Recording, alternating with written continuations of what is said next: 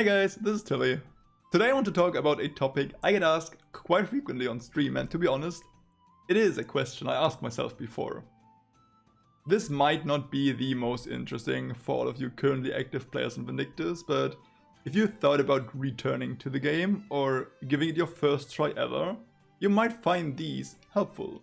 So let's talk about whether or not Vindictus is still worth playing in 2019. I will talk about a few topics in this video, being general information about the game, pros and cons, and like a small conclusion in the end. I will have timestamps to all of these down below in the description, so feel free to either skip ahead or rewatch a section you find particularly helpful. As an MMORPG currently developed by the Korean company Nexon, Vindictus was first released about 9 years ago and has undergone some severe changes ever since. So if you are a returning player who took a break for a couple of years, you might return to a different game than you remember playing back then. As most Eastern MMOs, Vindictus is using characters over classes. So while creating your character, you won't get to choose between a ranger, a rogue, or a warrior, male, female, human, whatever type of races there are in other MMOs. You're locked to a very specific character, gender, to a very specific lore. Your character has a preset name and a preset appearance. You can still alternate in few ways, but you will always be able to tell a character just based on the appearance, even if he or she is not even wearing the weapon, just by the face and the general shape of the body. You're able to tell them apart. Talking about these characters, there are currently 14 of them available for play on the EU NA version of the game, and a 15 will make its way onto our servers either late 2019, like December, or very early 2020. So with that variety, I'm pretty sure you will find a class or a character you will enjoy. The combat system in Vindictus is action-based, so you will only ever use your tab key to use class-specific skills, rather than switching through enemies, trying to find the most important target, and gunning it down with your best in slot rotation. You have to aim, you have to time, you have to work, actually. Talking about the combat, there is no holy trinity in the game. So your tank, heal, DPS, which sometimes makes games like World of Warcraft hard to play if you are a solo queuing DPS player. Trust me, I feel you, I've been there, I felt the pain myself. But in Vindictus, every class is a DPS class, so you won't suffer from unnecessary long queues depending on your choice of class. Honorable mention though to both my boy Silas and my girl Evie, who do have group healing abilities, but they are not mandatory for like 99% of the content. I'm still super appreciative whenever I get to enjoy them, so keep it up, I very, very much like you.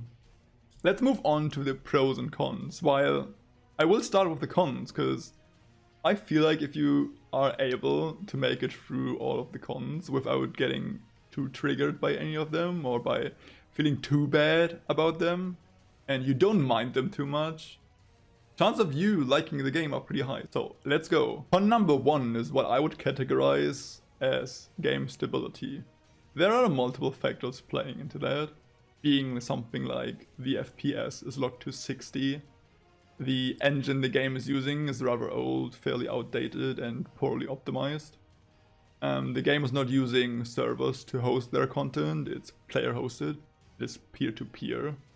And for everybody who did play peer-to-peer games before and had like the host not being next door but rather far away, you know, if you combine it with all of the other aspects, it can turn the game laggy, unresponsive, and sometimes not too enjoyable to play.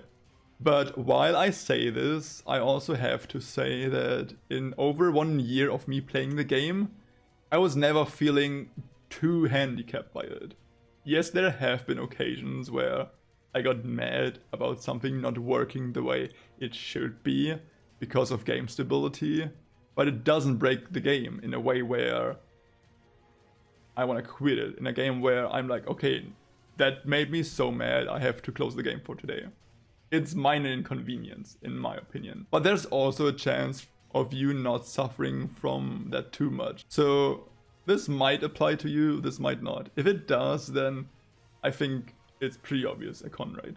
Con number 2 is something I might not address in a more populated game, but we have to address the elephant in the room. Vindictus is kind of low populated.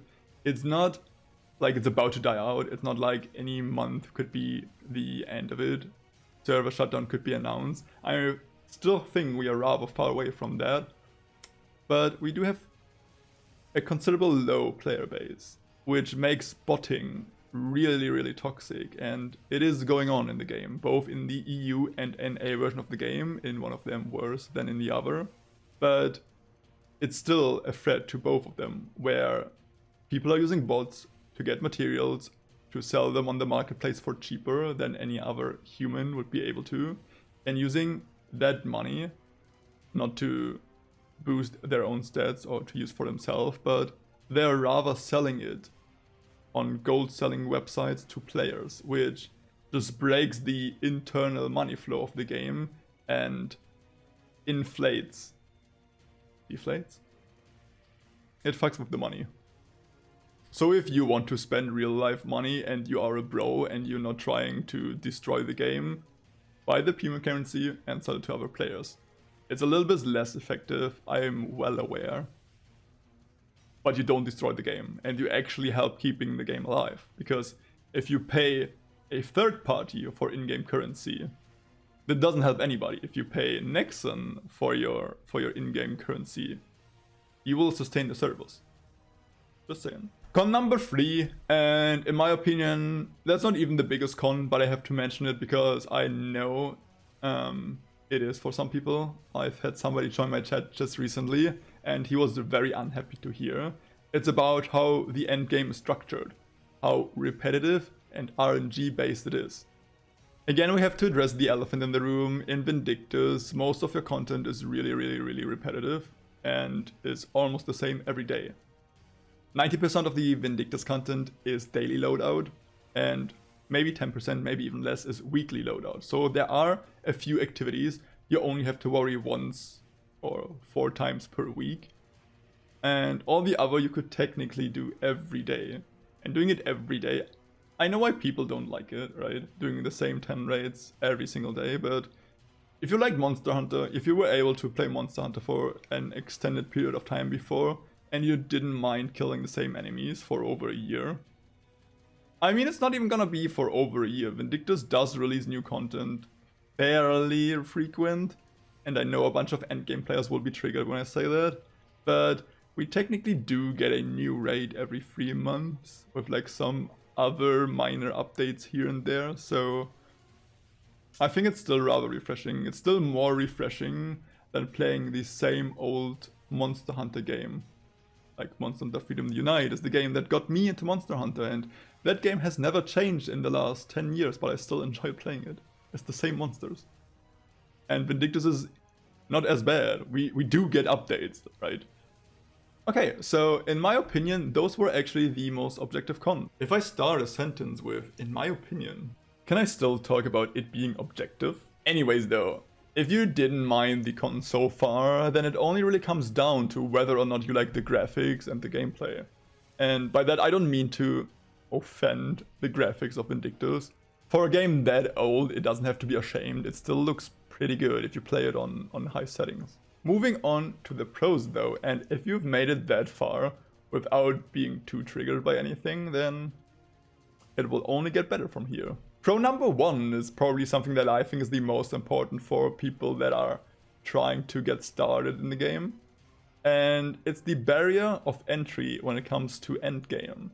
They have done some updates on how easy it is to get into endgame. The leveling process is much shorter than it used to be if you are a veteran player. And if you're new or if you're either, it took me about 14 hours. I was about to say months. It took me about 14 hours to level a completely new character level 1 up to level 90.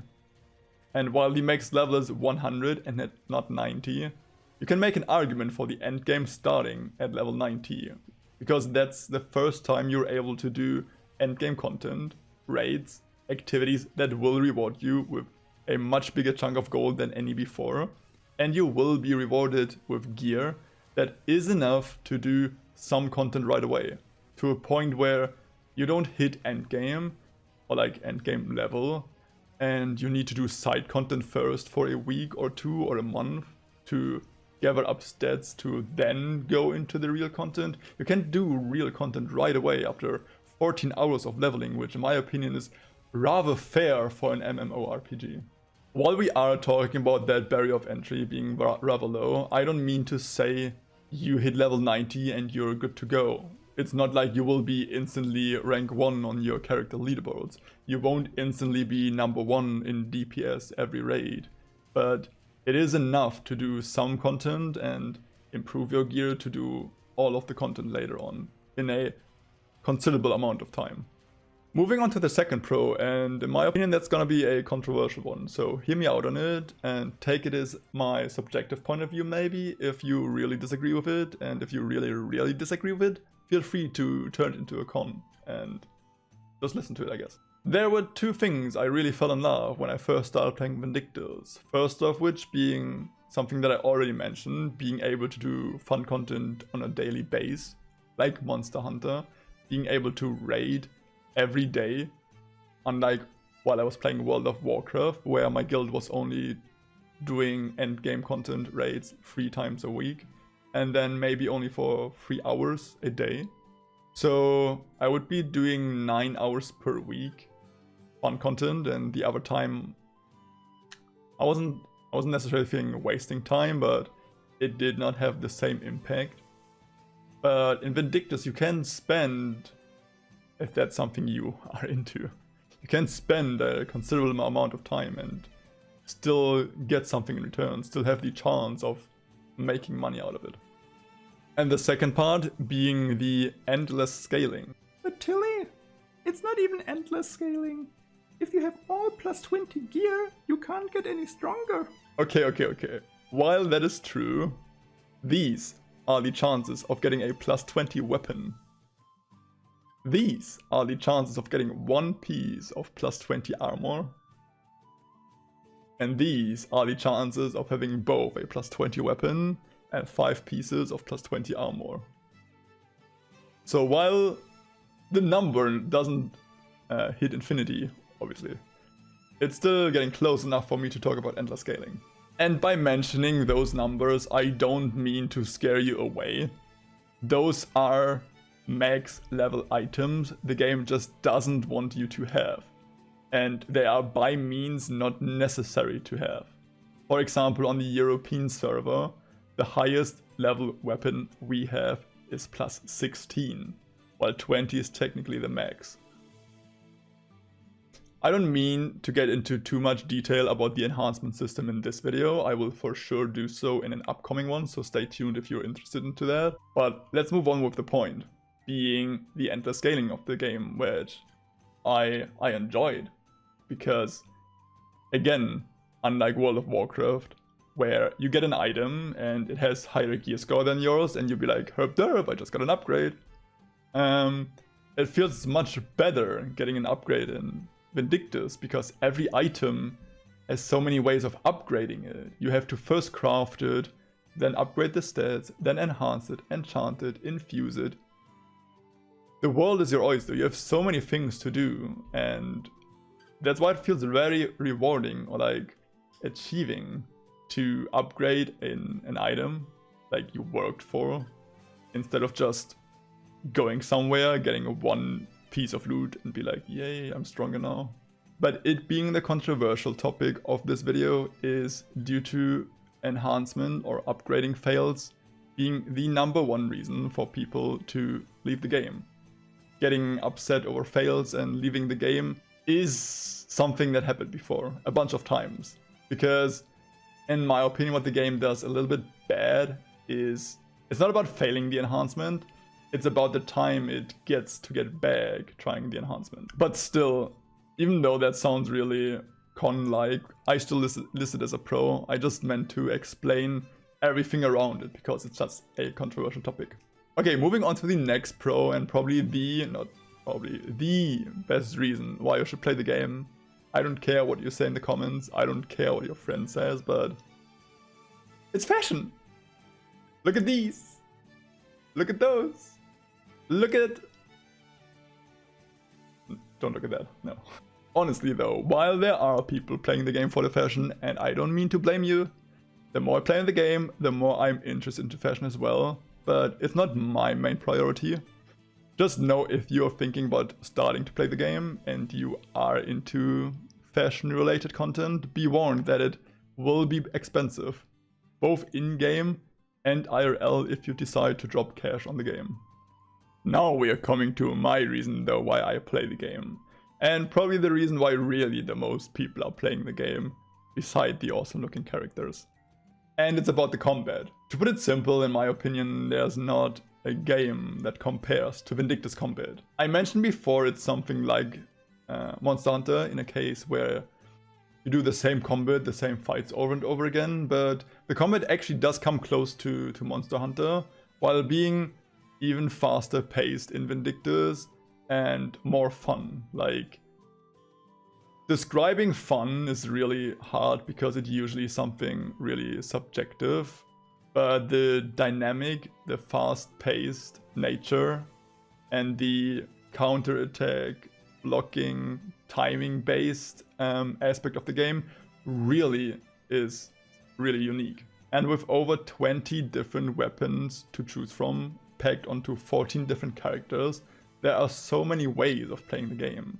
You might not enjoy one character, but you might love the other one, because they are so different from one another. They're really unique, and every character has something in place to make them stand out from all the others. Alright, that concludes my pro and con list, and there's something I need to still talk about. I didn't mean to put it into a pro or a con, because in my opinion it's neither nor, but I'm gonna list it right here, and it's about money and Vindictus. The game is free to play, so that's good. You can technically give it a try without spending any money. But I know what you're thinking. Free to play titles, especially MMOs or any RPGs, are tending to be pay to win. So what you're probably thinking to yourself right now is Vindictus pay to win? To which I would say, no, it's not pay to win. It is pay to progress, it is pay to comfort, it is pay to have bragging rights. The only really thing you can do is using your real money, getting a bunch of either fashion, which just makes you look cool, it doesn't increase your damage or anything, or you can spend real life money to get in-game currency, to use that in-game currency to buy more stats. But then again, just having more stats doesn't make you win more, because there's no real content you're locked out from because you have too few stats. Any content is achievable by playing free to play. But if you are somebody that dislikes the fact somebody just wipes his credit card and becomes ranked #1 and might not even out-deeps you because he has gear but he can't play the class, if you just dislike people buying equipment because you don't think that's the way the game is meant to play and you're getting triggered by it, I'm just gonna leave you with the idea of it. In the end, I wanna shortly talk about whether or not you should play the game. If you like good action-based combat, then 100% you need to play the game. Just as a side note, by the way, the first 90 levels of the game is meant to be the tutorial. There's not much difficult content happening. The gameplay doesn't feel too hyper yet because you don't have a bunch of stats like attack speed that are mandatory to make the gameplay really smooth and really good feeling. So if you give it a try, definitely stay with it until level 90, where the game just flips upside down and becomes something completely different. Reasons against you playing the game only really would be you disliking the repetitiveness of doing same raids every day, or you just not liking the pay to progress aspect of the game. That's it for today's video though. I hope it was any helpful for you, and maybe I did clear up your mind on whether or not you should play or you should not play the game. If you have any questions left, feel free to either ask down below in the comments or join my stream, link to it down below in the comments. I will be uploading more guides, mostly pointed towards beginners on this channel, so if you think about playing the game, if you think about learning more about the game, definitely feel free to hit the subscribe button down below in the bottom so you are getting notified whenever more content is coming. I really appreciate you staying with me for that long, and I might see you in game. Until then, have a great one. Might see you in game. That's kind of cringe.